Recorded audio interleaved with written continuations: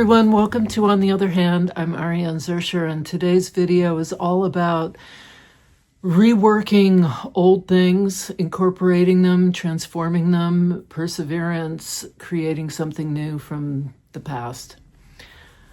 It can be a metaphor for life. It can be something that we do with our art.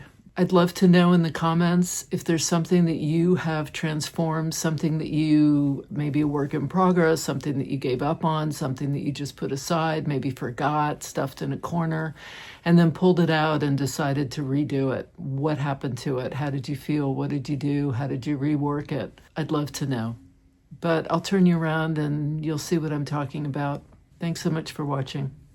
This is a piece of a bunch of different wool scraps that I just stitched together like you remember crazy quilts? It was, just stitch stuff together just to get rid of scraps.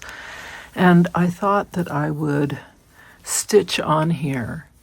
And then I'm going to put this on top of my sphere here. So it's going to go from here, under here, and to here. And then I'm going to stitch it down here and along here, and then I'll cut out the part right here that is the circle. And then I just have a couple of holes, but otherwise this is pretty much covered, which is great. So I'm going to keep going. This is taking quite a bit of time. And this was a piece that I'm recycling, basically. I mean, I had put it aside. I don't know that I had any great idea for it when I was beginning doing it, but in any case, I came across it when I did my video of my work over the years, and I found it. I had completely forgotten that I'd even made it, and I don't remember when or why.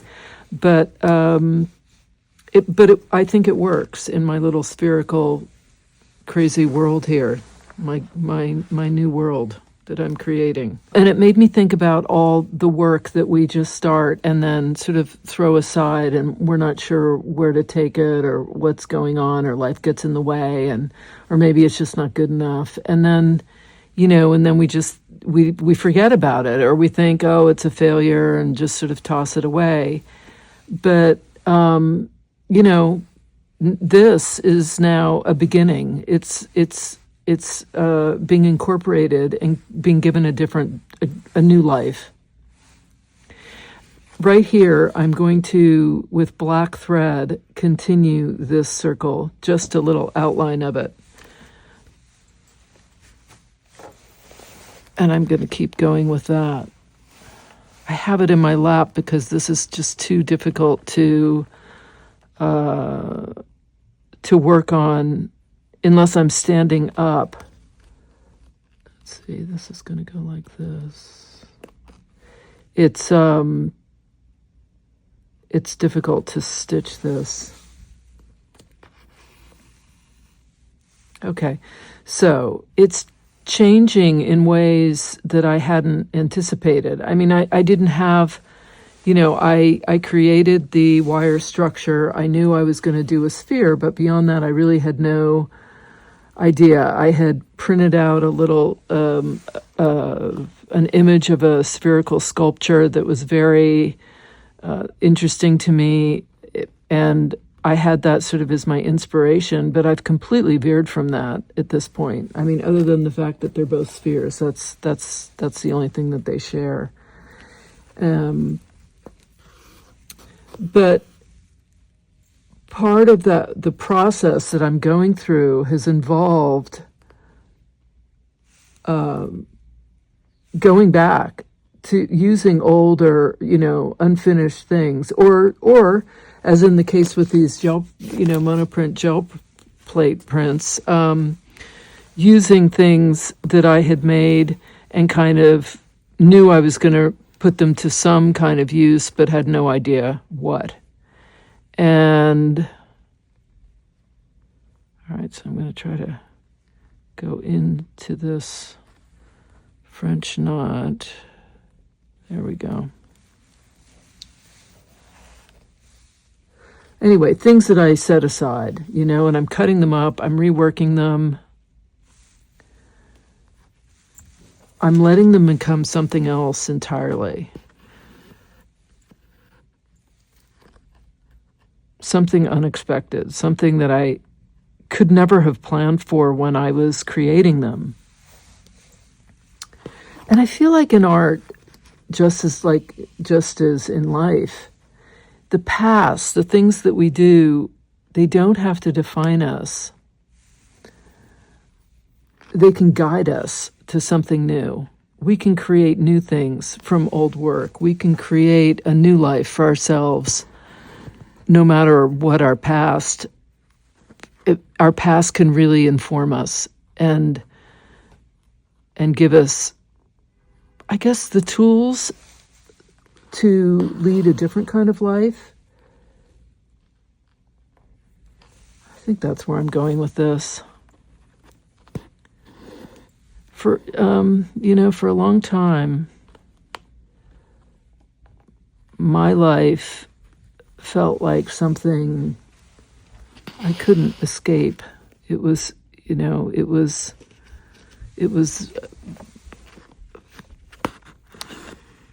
less about me,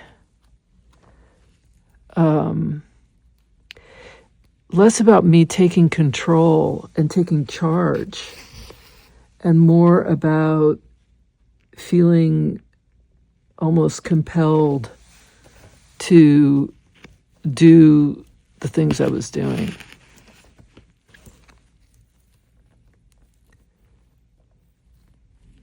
And I'm no longer satisfied with that. I'm not okay living that way anymore.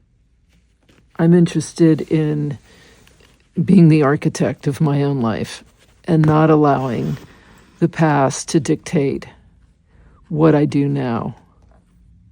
Which is why I fight so hard and talk so much about fear and those voices that I know were learned, that were not authentic to me. They were the voices of my parents or other authoritative figures who were telling me what they believed, who they believed I was and what I should be doing. And so not only have I learned to question that voice, but I have learned to say no to it and to reject it completely, and to also see that that is not my voice. And that is very, very helpful, to be able to identify this is not my authentic voice. Because when I'm able to reject it, when I'm able to see that that is not me, that that's my training, that's when I'm able to start really listening to what I want, what I need, what's important to me. All right, so I'm going to keep going. I think I'm going to stop the black here, and then I'll pick it up again over here and maybe stitch in here. But yeah, I like this. Okay. This kind of got torn a little bit. That's okay.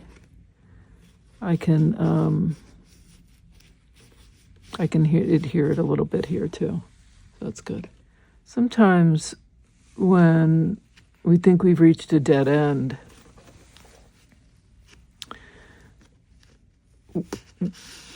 there's always a possibility that it's not a dead end, that it's actually the turning point for something else. I think sometimes the things that I've struggled with, the unfinished work or things that I felt at the time were a mistake or a misstep, even some of the things in my life that I deeply, deeply regret. I'm not just talking about projects at this point. They can be great guides for moving forward and doing things differently. We can build something unexpected and really beautiful. And just like I can reuse all these materials here are things that I did at a different time and I'm now reusing in this piece to create something else. I'm thinking of this as my little world, my little fantasy world that I'm creating.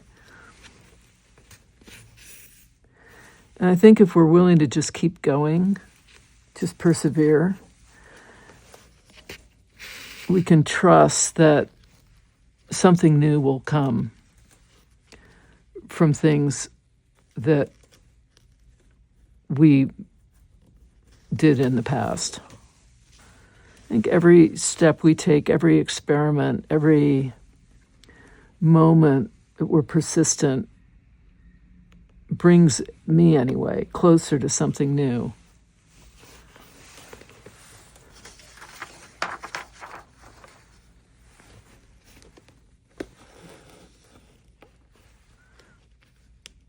We're always in a process of transformation, if we allow it to be.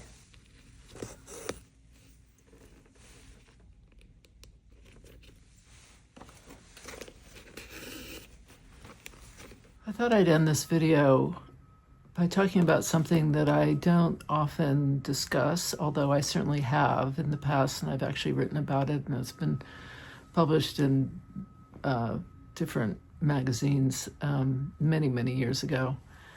But for a long time, for 20 years, I had an eating disorder. And it began when I was in my teens, and it ran until my mid-30s. It was a long time.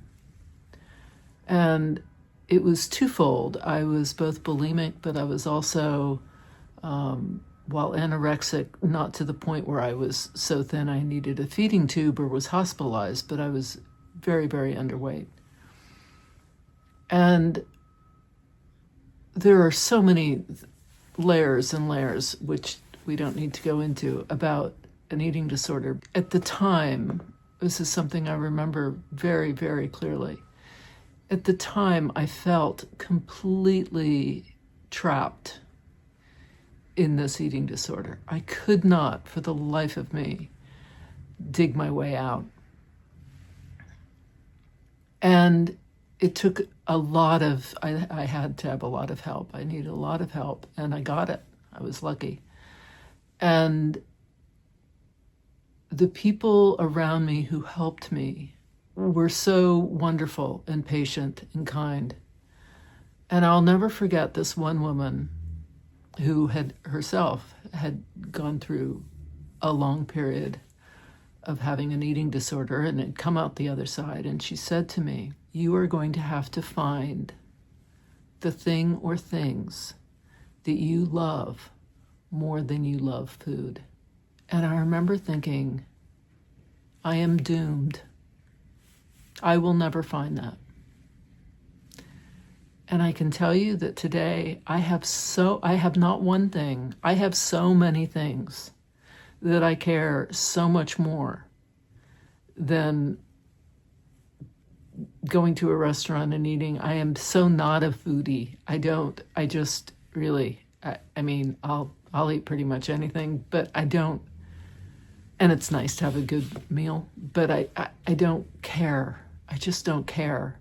Not the way I care about my art or going to galleries or listening to amazing music or meeting with friends and going for a walk or seeing a flower poking up the first crocus in spring and seeing it bloom, or playing with a dog in the park, or snuggling with a kitty cat, or traveling, meeting people, seeing new things, hiking. I mean, the list just goes on and on. But at the time, I felt so trapped, and I felt so unable to find my way out. It just felt like a bottomless pit, and I could not find a way out. And my way out was people, other people who reached down and held out their hands and said, I'll hold you, I'll pull you out. It's okay, I'm here with you, I get it. And I had a whole community of people who did that for me, and it was a lifesaver.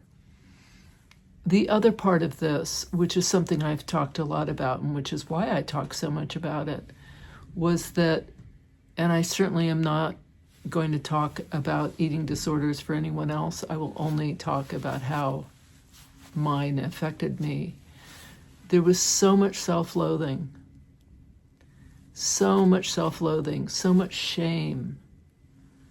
And it was cyclical. It fed on each other. You know, the feelings of feeling awful, feeling horrible about myself, feeling I wasn't what I needed to be, should be, was supposed to be, eating to stuff all those feelings, tamp them down, be a good girl, you know, eat what was on my plate, and then get rid of it all. The angry purge of all of it, a rejection, that was the rebelliousness. But there was also so much anger, so much self-loathing, so much rage.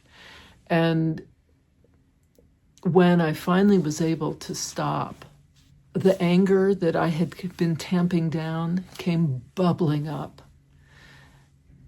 And once I was able to peel away the anger, what was underneath all of that? Horrific fear. So much fear. And I have seen this played out over and over. When there is tremendous anger, when I see someone really, really angry, I always ask myself, what are they afraid of? What is scaring them? What are they so afraid of? Anger makes you feel so powerful. It's such a more empowering feeling than fear. And I think often people who are horribly frightened express that fear in rage.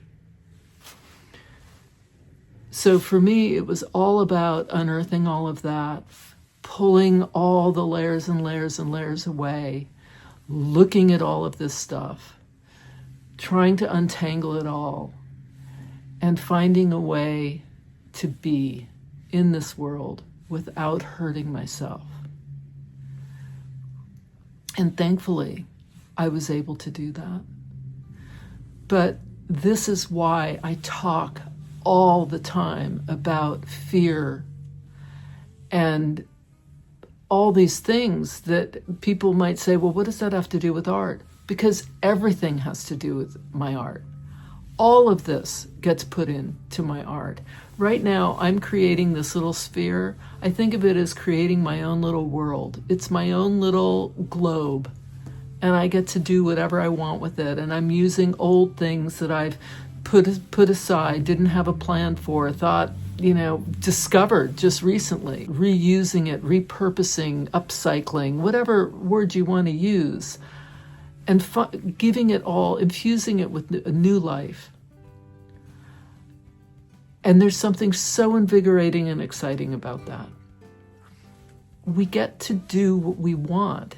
I get to make a life that I love. I get to create things that I love. It doesn't matter if no one else does. All that matters is that this is what I get to do. This is how I get to express myself.